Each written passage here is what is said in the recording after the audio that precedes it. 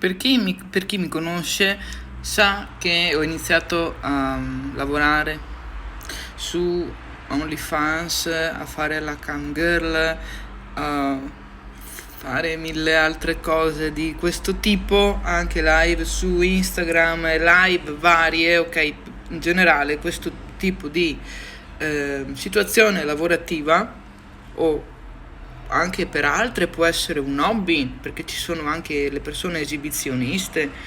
Io lo faccio per adattamento e sopravvivenza, perché come sa, avendo problemi di salute, dovevo inventarmi un lavoro adatto ai miei problemi.